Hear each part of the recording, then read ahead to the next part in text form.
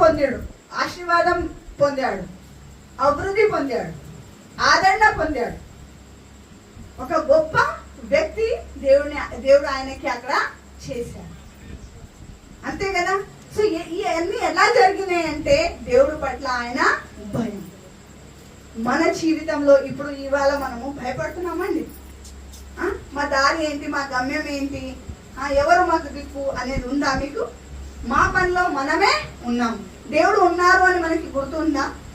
దేవుడు మనకి నడిపిస్తున్నాడు అంటే మనం గుర్తిస్తున్నామా? చూడండి, ఇక్కడ దేవుడు అదే మాట్లాడుతున్నారు. ఉండే కాలంలో మీరు ఎప్పటి వరకు అయితే, ఎందుకంటే చావుకి ఏమైనా సమయం ఉందా? చచ్చిపోతామని మన అన్నకి తెలుసు. రేపు ఉంటామా అది కూడా మనకి తెలియదు. రేపు పోతామా అది కూడా మనకి తెలియదు. దేవుడు ఇక్కడ ఏమంటున్నారు అంటే మీరు జీవిత కాలం మీకు ఎప్పటి వరకు అయితే ఉందో అప్పటి వరకు మీరు ఎలా జీవించాలంట? దేవుడు భయభక్తిలో మీరు జీవిస్తే మీకు ఆశీర్వాదం ఉంటుంది.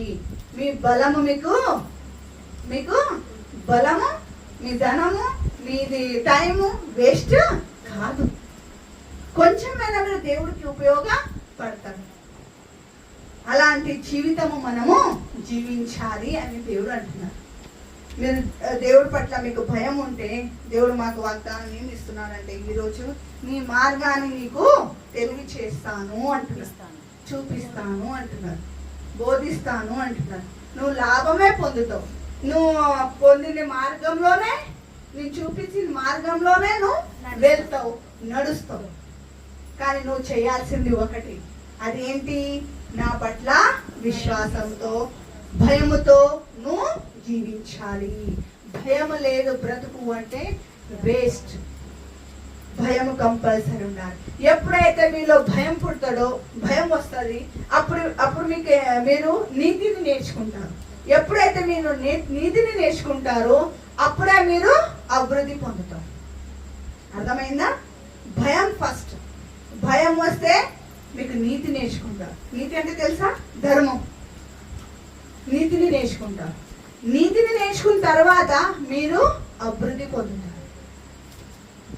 అందు గురించి ఇక్కడ ఏమంటున్నారు దేవుడు అంటే మీరు నా పట్ల భయభక్తి గల జీవిస్తే మీకు నేను కావలసిన మార్గము బోధిస్తాను, చూపిస్తాను, మీకు నడిపిస్తాను. ఆమేన్. దేవుడి మాట దేవుడు దీవించును గాక.